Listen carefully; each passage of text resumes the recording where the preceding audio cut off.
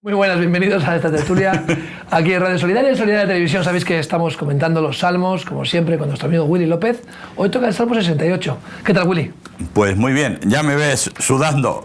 Lo siento que la estética hoy va a quedar un poco fea, pero la verdad es que no hay nada de sombra subiendo desde casa hasta aquí y hoy, además, aquí he roto a sudar. No me dejas que vaya a buscarte. No me dejas que vaya a buscarte. No. Uno tiene todavía edad para caminar. Bueno, bienvenido, Willy. Este es el último programa de esta temporada. Volveremos, si Dios quiere, Dios mediante, en septiembre, si el Señor lo permite. Y vamos a despedirlo con un Salmo 68, que es bastante largo. Sí. Pero tú le has puesto un título muy cortito. Sí. Dios mi protector. La verdad es que es un salmo súper interesante, donde, bueno, Dios hace una diferencia muy clara entre los justos y los que no son justos. Y cuando hablamos de justos y no justos, no estamos hablando de como la justicia humana, que estamos viendo últimamente, que es un poco aleatoria. No es relativa más bien que absoluta, pero sino lo que aquí no nos está hablando Dios es de justificados. Es decir, y justificado quiere decir que Dios en su momento ha decidido que tú eres una persona justificada y tú no. No estamos hablando de ese de la justicia, de que tú eres perfecto, inocente, culpable. No estamos hablando de ese sentido, sino que Dios Él ha querido y te ha justificado. Entonces hace una diferencia muy interesante. Lo primero que vemos en el Salmo 68 es una descripción del salmista súper interesante de lo que es el poderío de Dios, ¿no? De cómo Dios podría funcionar y por amor no funciona, no lo hace, ¿no? Porque habla de soplo, de decir cómo el humo se disipa, o sea, podría hacer, pero sin embargo él se queda quieto y espera. Por desgracia, Dios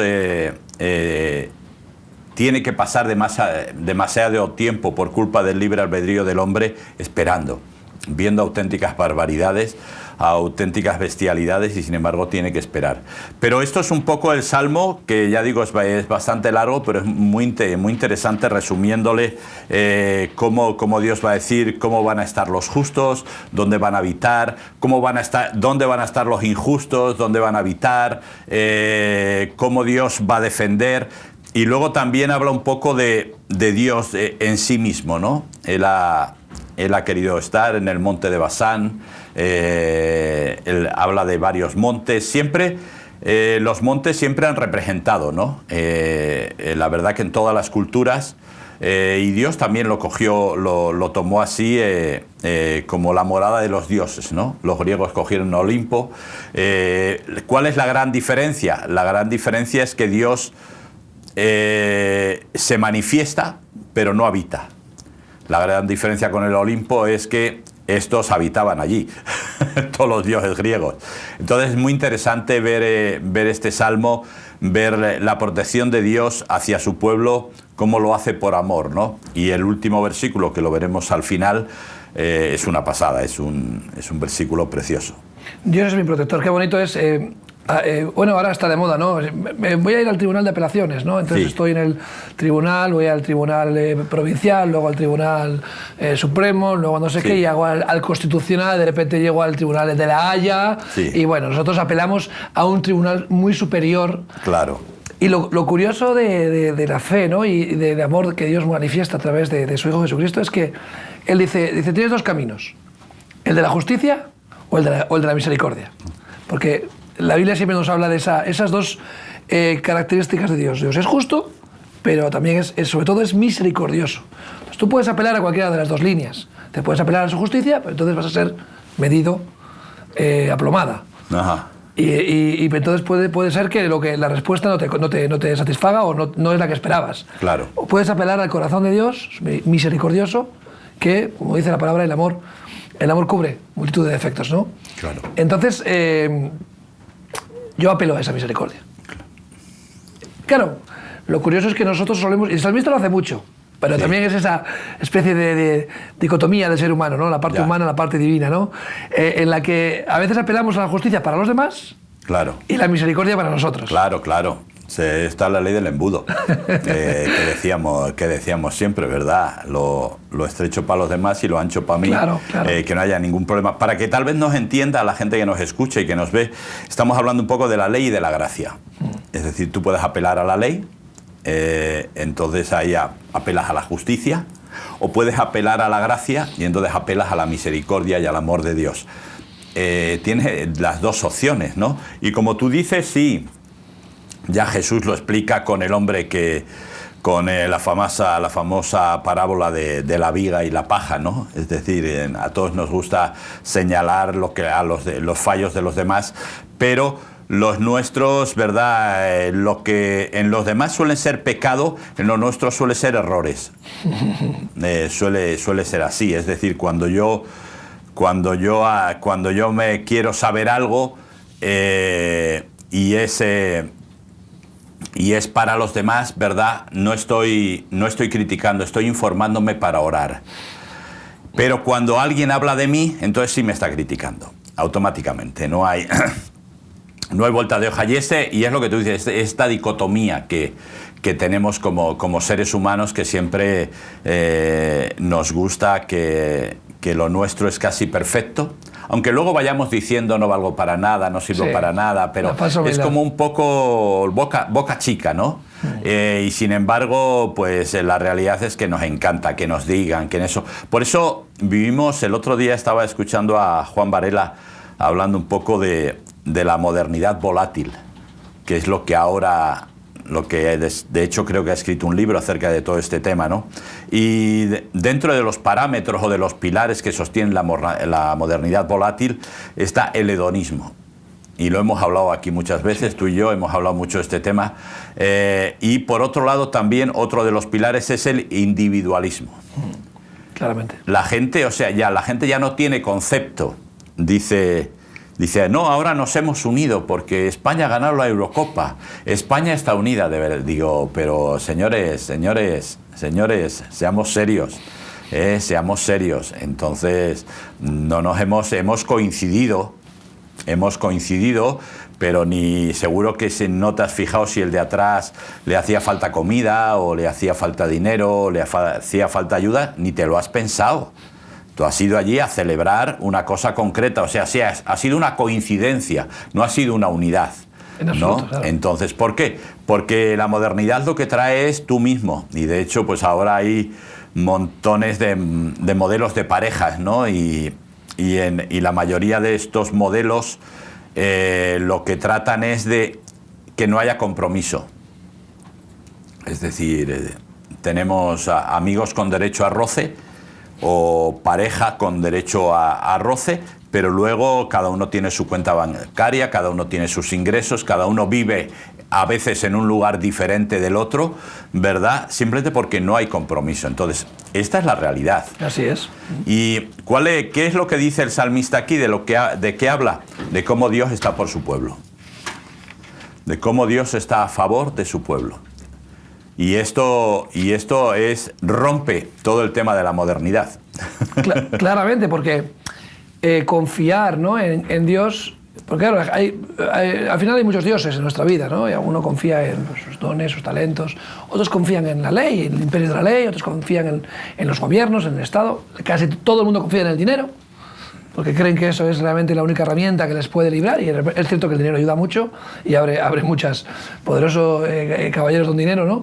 Pero los que hemos decidido seguir a Cristo confiamos en Dios por encima de todo. Claro. O sea, de hecho, con todo, dice, ¿no? Que amamos a Dios con todo nuestro corazón, ¿no? No hay un hueco para otras cosas, ¿no?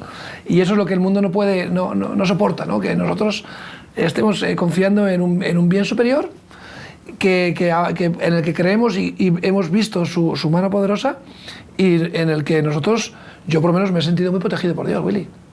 E incluso en los momentos difíciles es ahí donde más notas el abrigo, ¿no? Cuando hace frío, claro, cuando más notas el abrigo, ¿no? Cuando claro, hace frío, cuando hay problemas, y lo hemos experimentado. Entonces a mí no me puedes decir, no, tu Dios. No. O sea, como le decía a Job, ¿no? Maldice a tu Dios y muérete, ¿no? Sí. En esos momentos de prueba y tribulación es donde realmente hay que confiar en la protección de Dios, ¿no? No, y esta es una realidad. Yo, en todos mis años de creyente, podría contar auténticos pequeños milagros que he vivido del cuidado de Dios, o sea, y más en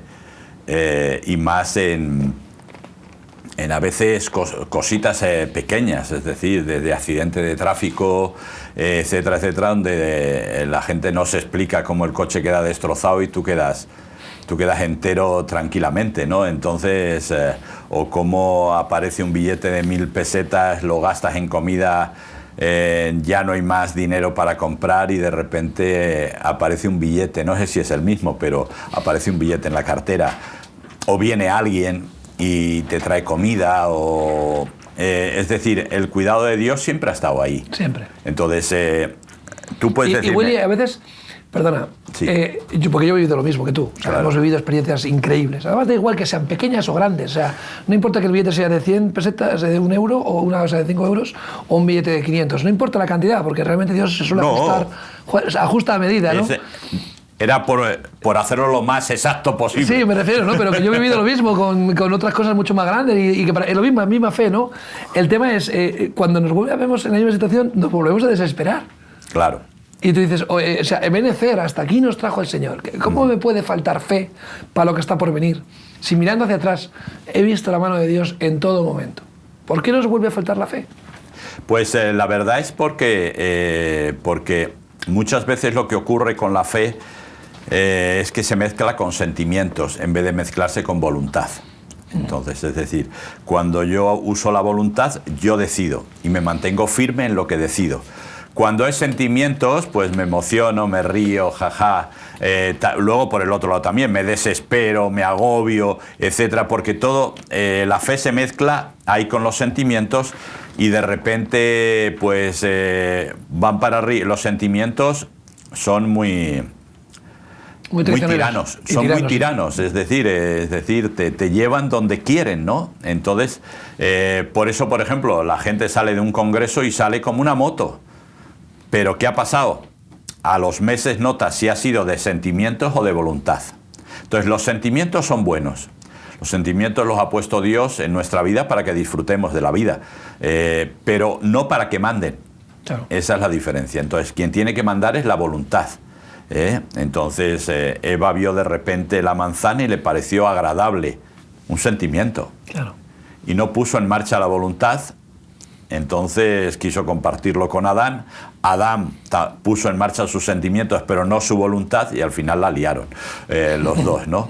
Pero así pasó con David. Sube al terrado, está allí Betsabé duchándose, puso en marcha sus sentimientos. Dijo, pues para mí, soy el rey, tengo derecho, nadie me va a decir nada, ¿verdad? Y no puso en marcha su voluntad, que era estar entrenando para la guerra, que era donde debía estar.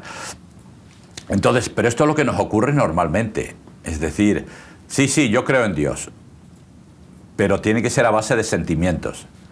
Es decir, entonces, por eso la gente cambia el versículo que dice, ¿verdad? El versículo de Marcos dice, y estas señales seguirán a los que creen, ¿verdad? Y ahora lo hemos cambiado, hemos dicho, los que creen seguirán a estas señales. Entonces, que pasa en Pensacola, vamos para allá, que pasa en Colombia, vamos para allá, que pasa en Argentina, vamos para allá, que pasa en Toronto, vamos para allá. Y espero que algún día pase en España, pero ahí iremos todos, ¿verdad? ¿Por qué? Porque necesitamos sentir. Cuando no nos damos cuenta, Jesús estuvo sintiendo en el huerto de Getsemaní y sentía de tal manera que sudaba agua y sangre, sudor y sangre, ¿verdad? Pero al final triunfó su voluntad y dijo, Señor, no se haga mi voluntad, sino se haga la tuya. Ese fue el gran secreto de Jesús, de decir, ¿por qué? Porque no voy contento, pase de mí, si es posible pase de mí esta copa, no voy contento, no voy alegre, esto va a ser horroroso, pero Señor, rindo mi voluntad a la tuya, ¿no? Y esta es la gran diferencia que hace. Y es lo que el salmista está trayendo y diciendo, esta es la voluntad de Dios.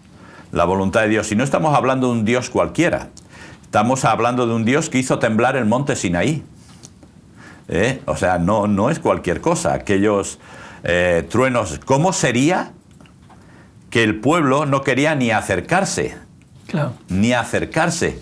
Y de hecho, cuando Moisés baja la primera vez, cuando baja la primera vez, dicen, Aarón, habla tú con él, porque nosotros no nos atrevemos a hablar con él. O sea, ¿cómo es la gloria de Dios? ¿Cómo es la gloria de Dios? Y en este caso manifiesta, o sea, que se puede ver. Así que el salmista un poco está diciendo, mira, no sabéis, no tenéis ni idea en qué Dios creéis, pero lo que sí tenéis que saber es que Dios está a vuestro favor. Dios está a vuestro favor contra vuestros enemigos. Habla de cómo la sangre llegará casi a mojar sus pies, etcétera, etcétera, etcétera, que puede sonar un poco brusco, ¿no? Pero es un poco una imagen de lo que por desgracia es la guerra. Es decir, que en la guerra nadie es santo. Todo el mundo tira para su lado.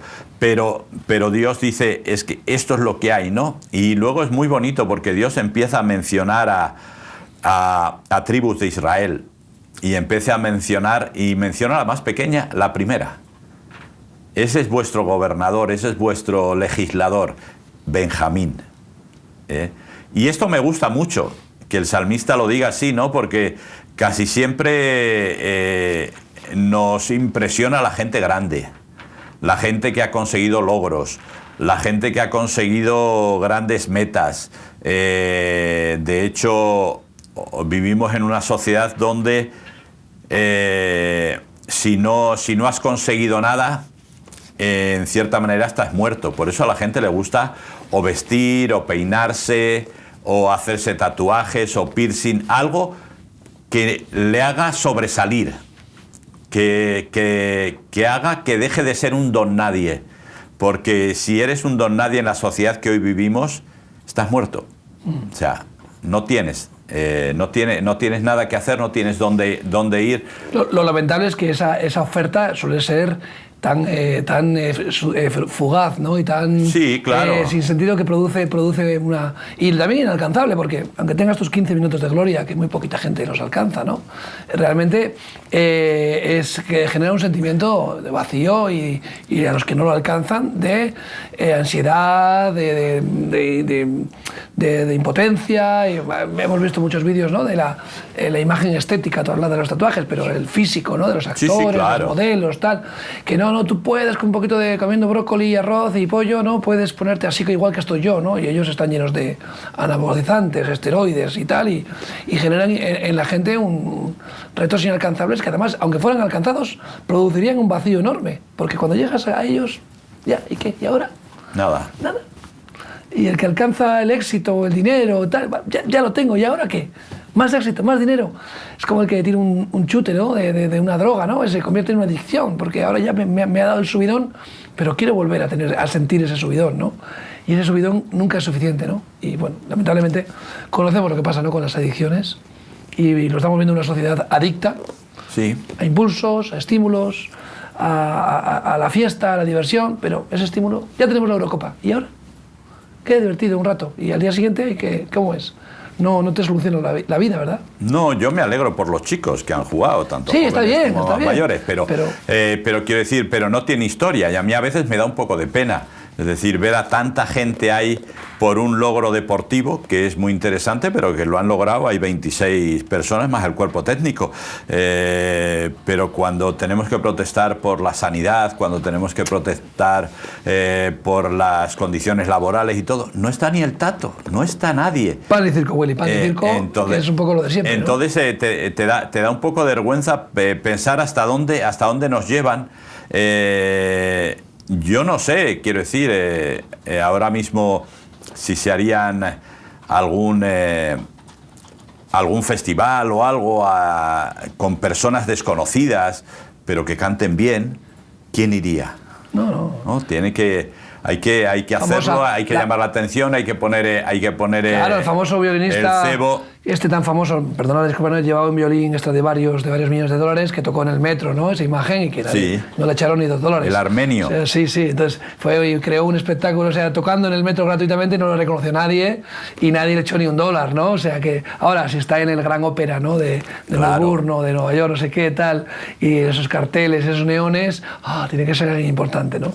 Pero bueno, Dios brilla en las pequeñas cosas, ¿no? Y a mí me gusta, aunque Dios es el Dios del universo, miramos al universo y nos magnificamos, pero cuando miramos las cosas pequeñas también hay que maravillarse, ¿no? Para mí son igual importantes esos pequeños milagros de los que tú hablabas, esas muestras del cariño de Dios, esas muestras de que Dios te dice, te susurra, ¿no? Estoy contigo, sigue adelante, yo te cubro, no te preocupes. Aquí dice, ¿no? 28 dice, tu Dios ha ordenado tu fuerza.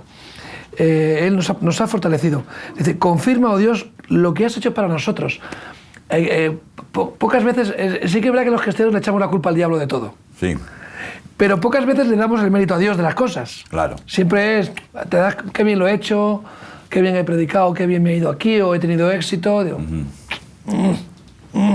Cuando sale mal, el diablo me tentó. Sí. Cuando sale bien, qué bueno soy. Pero porque volvemos a lo mismo, porque nos movemos por sentimientos. Claro. Y hoy estamos muy mediatizados por las metas. O sea, la sociedad nos pone metas. Tienes que conseguir. De hecho, cualquiera, los directores de banco ahora se vuelven locos porque tienen que conseguir objetivos si quieren ganar más dinero.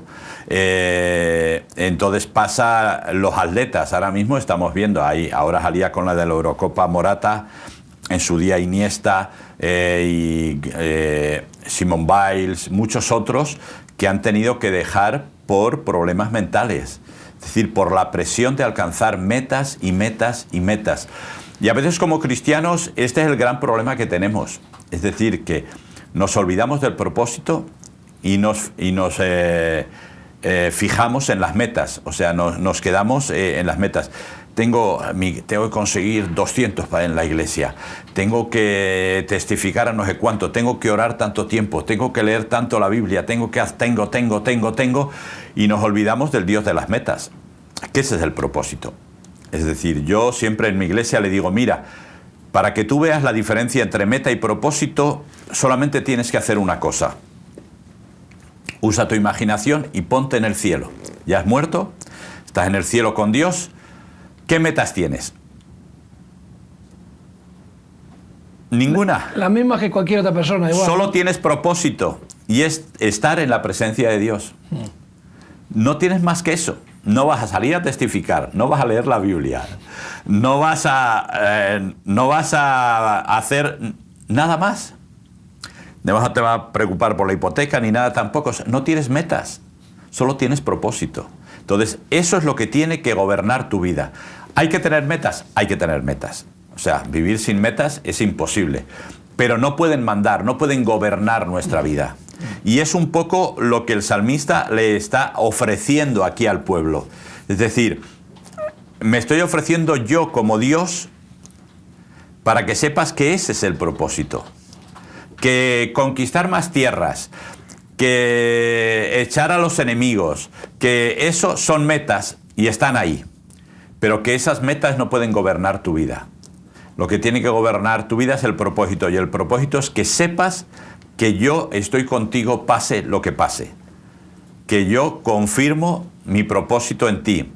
Que yo voy a fortalecer todo lo que he hecho para ti. Y eso es lo importante.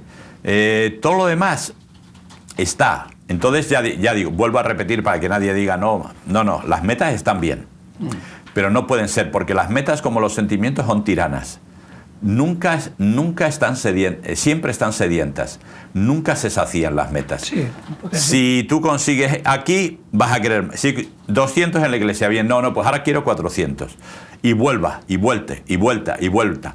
Y esto a veces suelen ser causa de problemas cardiovasculares a nivel físico. Bastante. ¿Verdad? Bastante. Y a mí me gusta mucho cuando la Biblia dice y partió en buena vejez. O sea, el tipo no tenía problemas cardiovasculares, no tenía estrés.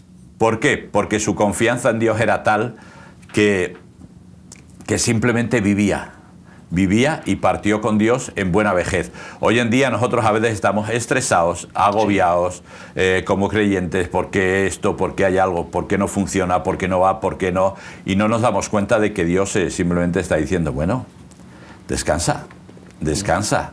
Si soy yo el que estoy al control. Y el salmista lo dice un montón de veces. Yo soy el que, en otras palabras, pero yo soy el que estoy al control, yo soy el que estoy a favor tuyo. Sí, y además el salmista está recordando constantemente, ¿no? Bendito el Señor, cada día nos colma de beneficios. El Dios de nuestra salvación. Dios, nuestro Dios, ha de salvarnos. Si es nuestro Dios y está de nuestra parte, nos debe salvar, no desesperes. Al final Él tiene un propósito con todo esto. Y de Yahvé el Señor es de librar de la muerte. Ciertamente Dios herirá la cabeza de sus enemigos. O sea, es constantemente un canto de confianza. Confía en Dios. Claro. Él se va a ocupar. Dios está por encima de todo. Tu pie se enrojecerá de sangre de tus enemigos, como has dicho tú antes, ¿verdad? O sea, constantemente está diciendo, no te preocupes. Y luego una cosa que es importante, Willy, lo vemos cuando nos atacan, cuando nos sentimos atacados, entra en nosotros el deseo de que caiga fuego del... Sí. No dejes que entre en tu corazón el odio, el rencor, las heridas, no, porque es raíz de amargura. Mira, el Señor se ocupa. Es más, que Dios bendiga a aquellos que me persiguen, porque es mejor que caiga su misericordia sobre ellos que no la justicia, y que ellos hallen la gracia de Dios y puedan arrepentirse. Pero qué rápido nos entra, ¿no? Pasionalmente, ¿verdad? El salmista le pasa mucho, ¿no? Claro. No, que venga toda la ira de Dios, el fuego del cielo. Claro. No. Todo lo contrario. El Señor dice desde la cruz, perdónalo, Señor, porque no saben lo que hacen. Y perdónalo, Señor. Hasta el último suspiro de vida, el Señor mostró su misericordia, ¿no? por el ser humano, ¿no? Y nosotros tenemos que aprender la lección. Y que si, como dice Jesús, dice, el alumno no es mayor que su maestro. Si a mí me han perseguido, a vosotros también os perseguirán. Claro. Pero la actitud debe ser la misma. Bendecid a quien nos maldice. O sea, el discurso de Jesús es tan revolucionario desde el punto de vista humano, ¿verdad? Que por eso causó un antes y un después en la era de la humanidad, ¿no? O sea, claro. Jesús es el que viene a romper toda tendencia del ojo por ojo, de habéis oído que fue dicho, que no sé qué. Dice, no, yo os digo, ama a tu prójimo, ama como yo os he amado. El mensaje del amor es constante, ¿no? Y ayer alguien me decía, la valentía no es la que vence al miedo, es el amor. Claro. Por amor es como vencemos al miedo, ¿no? El amor echa fuera el temor, dice la palabra de Dios, ¿no? Y aquí manifiesta un Dios amoroso y su amor nos hace vencer al miedo, ¿no? Sí, por eso... No temas, ¿no? Yo sí. resumiría también un poco en no temas, yo soy tu protector. Claro, ¿no? sí, es que el Salmo va sobre todo en todo ese tema de yo soy tu protector. Y tenemos que ir cada vez confiando. Hoy en día el discurso de Jesús se ha perdido, por desgracia. Sí. Todo el mundo habla del discurso de Tupac, Malcolm X, Gandhi, Martin Luther King. Casi nadie habla. Y nosotros tenemos que hablar del discurso de Jesús. Últimamente se habla del discurso de Trump. Sí, bueno, vamos a dejar... Vamos a dejar el tema. Aquí, el que hace la ley hace la trampa. La trampa. Entonces, quiero decir, pero nosotros los cristianos hemos dejado ese discurso revolucionario, ese discurso que cambió el mundo y que puede seguir cambiando el mundo, pero lo hemos dejado y hay gente, y sin embargo la gente no se calla, la gente, sobre todo la gente afroamericana, Malcolm X, Martin Luther King, Tupac, etcétera, la gente hindú, Gandhi o Buda, todos los discursos están ahí y nosotros como que nos da vergüenza. Y resulta que tenemos el discurso más revolucionario, porque lo siento mucho, pero ellos no tienen un discurso revolucionario.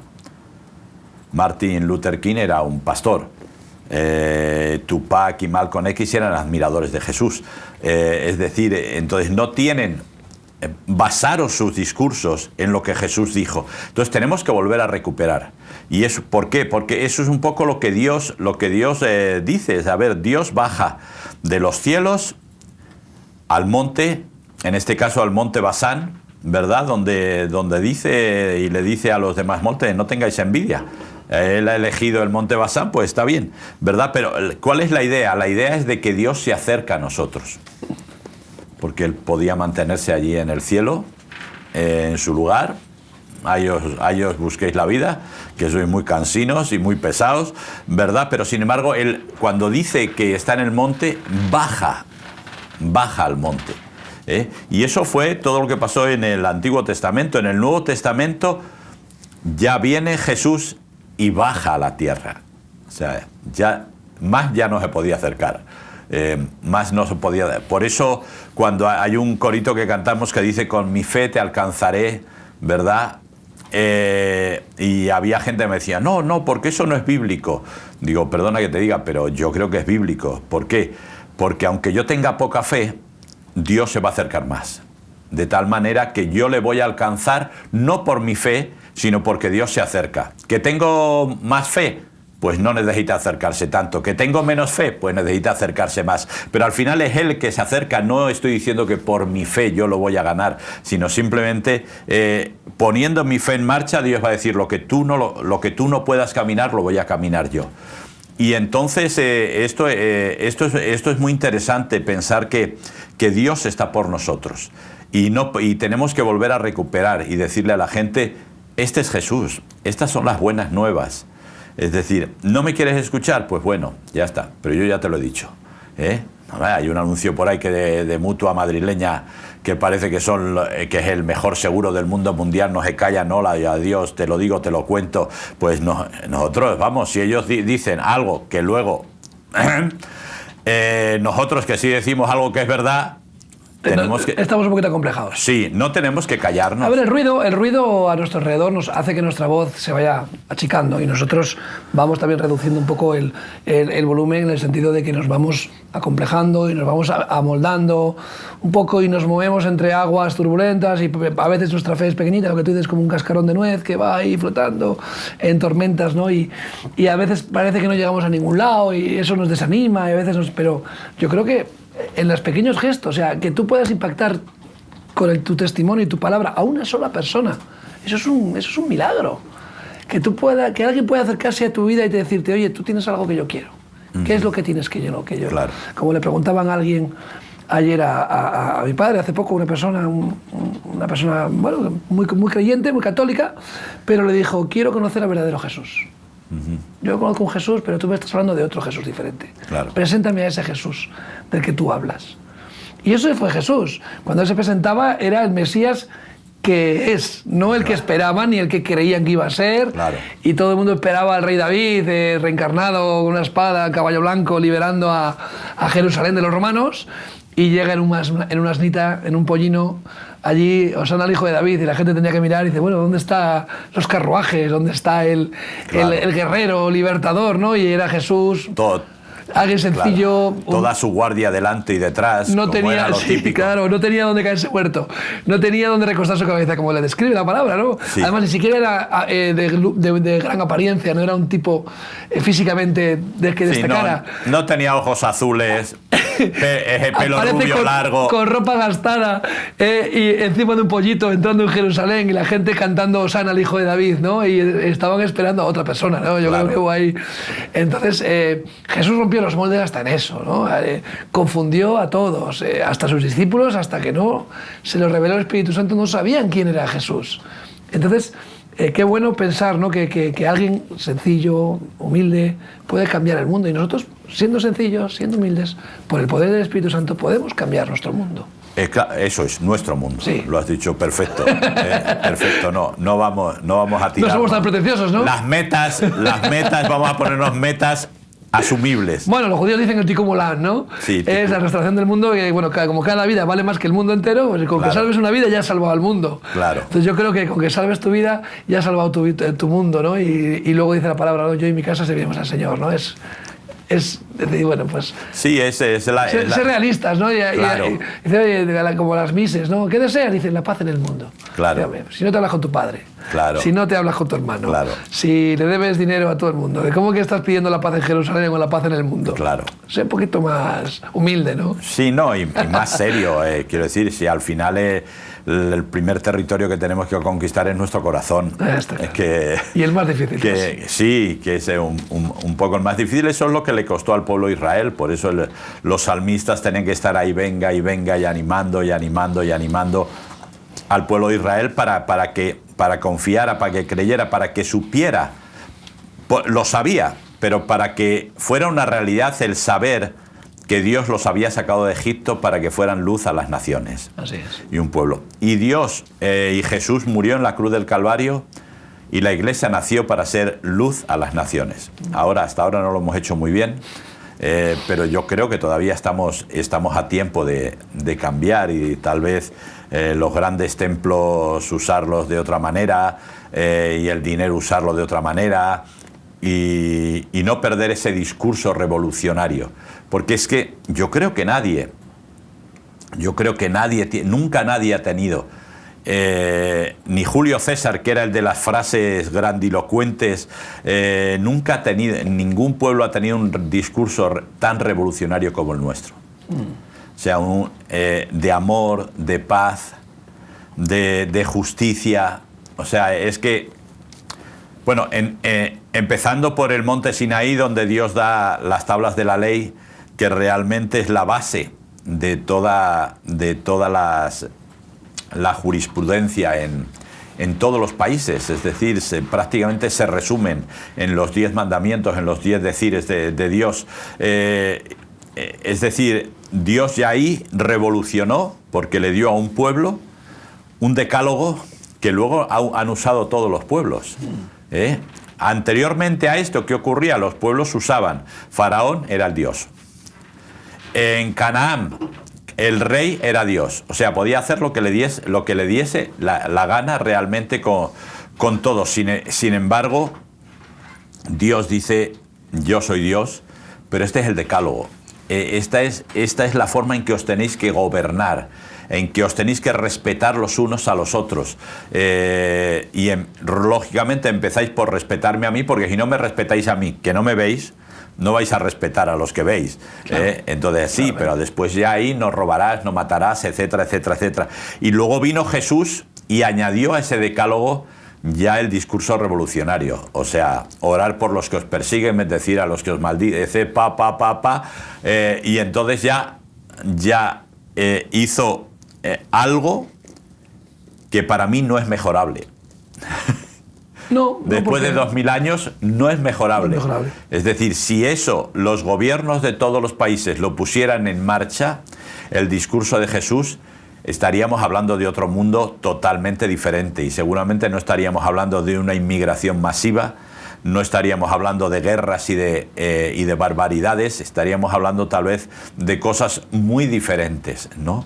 Entonces, pero, bueno, por desgracia la gente no quiere ese discurso, prefiere ese discurso que parece bonito, pero que mucho ruido y pocas nueces. Así es. Versículo 34 y 35, los dos últimos versículos. Sí, ¿no? Esos son una pasada. Dice, atribuid poder a Dios, otra vez, ¿no? Vuelve. Dice, sobre Israel es su magnificencia y su poder está en los cielos. Temible eres, oh Dios, desde tus santuarios. El Dios de Israel, Él da fuerza y vigor a su pueblo. Bendito sea Dios. Qué bonito, qué bonito, qué fuerte, qué impresionante.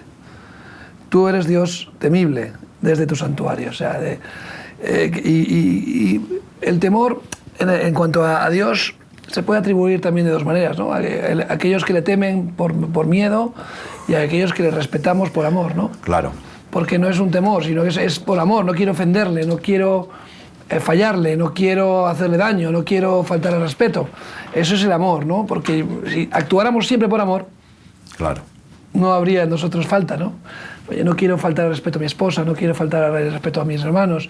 Por amor a mis hermanos voy a comportarme bien, por amor a mis familiares, a mis amigos, por respeto, o sea, si actuáramos realmente por amor, no tendríamos que actuar por miedo a las multas de tráfico, al castigo, claro, al castigo de Dios. No, yo no actúo por miedo al castigo, ni miedo al infierno, ni miedo a que Dios... No, yo actúo por respeto y por amor a Dios, ¿no? Sí, y esta es la gran diferencia, es decir, esta declaración final de Dios es tal vez de lo que resume todo el Salmo, siendo un poco largo, ¿verdad? Pero cómo Dios está por nosotros. O sea, y esto lo tenemos que tener claro, que Dios está por nosotros, y como Dios está por nosotros, no es ese Dios, claro. ¿Cuál es el gran problema? Que la Iglesia, a lo largo de la historia, lo que ha traído es un Dios ejecutor, un Dios vengativo, un Dios como sediento de sangre. Entonces, claro, ese Dios no le llama la atención a nadie, porque, claro, es incompatible con el amor, es incompatible con la misericordia. Sin embargo, no es culpa de Dios, sino de quien ha mostrado a Dios. Es decir, de hecho, en el primer siglo, todo el mundo tenía claro, eran cristianos. ¿Por qué? Porque se dejaban matar por Cristo. Es decir, no mataban por Cristo, se dejaban matar por Cristo, principalmente, por desgracia, en el circo romano y en otros lugares. Después del siglo IV, cuando la Iglesia se hace oficial, entonces empezamos a matar en el nombre de Cristo. Un cambio total. Rompemos el discurso revolucionario de Jesús, rompemos el amor, rompemos la misericordia, rompemos absolutamente todo. A partir de ahí, lógicamente, la degradación del Evangelio es total. Absoluta. Pero, y produjo unos siglos oscuros tremendamente. Claro, porque como un parón en la historia, ¿no? Claramente, o sea, fueron siglos de como que la historia se detuvo, porque no hubo prácticamente avances hasta mucho después, ¿verdad? Claro, yo qué sé, es como si coges un libro de C.S. Lewis y le metes toda tecnología moderna del Minority Report. Estás rompiendo, o sea, estás destrozando el libro, ¿no? En este caso lo que hicieron fue destrozar la Biblia. Claramente. O sea, la Biblia que habla de amor, y nos vamos al Antiguo Testamento, que es el libro más criticado por la gente, donde hay un Dios, ¿verdad? Pero es mentira. Hay más versículos en el Antiguo Testamento acerca del amor y la misericordia de Dios por su pueblo que de guerra o de violencia. Muchos más. ¿Hay de violencia y de guerra? Sí. Pero hay muchos más de amor y de misericordia. Pero parece que la gente no lo quiere ver. Aún yéndonos al Antiguo Testamento, lo que quedaría sería amor y misericordia. Y si nos vamos al Nuevo Testamento, por supuesto, ahí sí que prima el amor y la misericordia con el sacrificio de Cristo en la cruz. Por lo tanto, esto es lo que Dios tiene para nosotros. Esto es lo que Dios tiene para nosotros, y es lo que nosotros tenemos que decidir qué queremos hacer con ello. Seguimos con la misma historia, nuestra iglesita, nuestra liturgia en el culto, nuestra campaña de vez en cuando, asistir a algún congreso, algún concierto, o volver a retomar el discurso revolucionario de Jesús y decirle a la gente, esto todavía está vigente, esto todavía funciona. ¿Por qué? ¿Por nosotros? No, porque Dios está a favor nuestro. Y si no, léete el Salmo 68. Así es. Él da fuerza y vigor a su pueblo, ¿no? Qué bonito, ¿no? Que podamos tenerlo claro. O sea, no es quizás, oye, pues igual, el mejor. No, él a los suyos los guarda y los protege, ¿no? Y yo quiero que hoy, o sea, pienso que hoy podemos sentirnos pueblo de Dios, o sea, podemos sentirnos parte de la familia de Dios, y tenemos que acudir a Él y darle a Él el control, ¿no? De que sea Él nuestro protector, ¿no? Tenemos que declarar y decir, no, Señor, tú eres mi protector, confío en ti. Los problemas vienen y van, pero tú siempre estás ahí. Incluso la gente a nuestro alrededor va cambiando, nosotros también cambiamos, vamos y venimos, pero Él permanece. Y que tengamos claro que Él es nuestro protector y que Él siempre está ahí, siempre constante, no falla, ¿verdad? Y yo creo que ya digo, vuelvo a decir, es ese recuperar ese discurso. ¿Por qué? Porque un poco ahora la sociedad lo que trata es de meternos en nuestras cuatro paredes, meternos en nuestras iglesias. En la iglesia puedes hacer, en el local de la iglesia puedes hacer lo que te dé la gana. Lo que quieras, bailar, danzar, saltar, lo que quieras. Pero no me lo saques fuera. No me lo saques fuera porque me incomoda. Me indigno. Ya sabes que vivimos en una sociedad de indignados permanente, ¿verdad? Entonces me indigno. ¿Y qué hemos hecho nosotros sin darnos cuenta? Pues esto. Nuestras iglesias, ahí tenemos un montón de cosas, hacemos un montón de cosas, ahí lo pasamos genial. Si hay mucho movimiento, pues Dios se ha movido ese día. Si hay menos movimiento, pues Dios no se ha movido mucho ese día.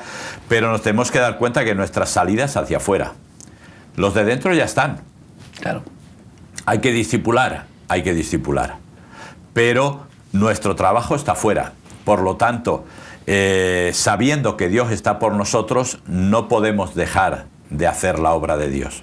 No podemos. Porque si no, en realidad, ¿de qué sirvió que Dios se manifestara en el monte Sinaí?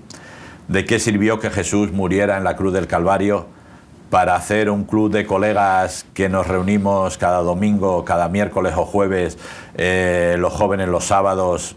No tiene mucho sentido. Me parece demasiado precio para tan poco fruto. Entonces yo creo que es decir, bueno, Señor, como tú has declarado, ya has dicho que estás a favor nuestro, pues yo quiero ir adelante. ¿Cómo va a salir? No lo sé. Pero que voy a ir hacia adelante, voy a ir hacia adelante, porque merece la pena. Sí. Merece la pena sabiendo esos versículos. Y me gustaría que volvieras a leer esos 2 versículos, Dani, para que la gente se dé cuenta de hasta dónde está Dios a nuestro favor. Dice, atribuid poder a Dios, sobre Israel es su magnificencia y su poder está en los cielos. Temible eres, oh Dios, desde tus santuarios, el Dios de Israel. Él da fuerza y vigor a su pueblo. Bendito sea Dios. Qué bonito. Fuerza y vigor. No necesitamos más. El mensaje ya lo conocemos. Sí, así es. Pues mucha fuerza, Willy. Amén. Parece Star... ¿Cómo es? Sí, el Star Wars. Star Wars. ¿No? La fuerza, ¿no? Que la fuerza te acompañe. Que el Señor te acompañe.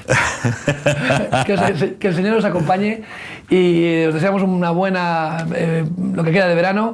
Que Dios os bendiga y hasta pronto. Nos vemos en septiembre.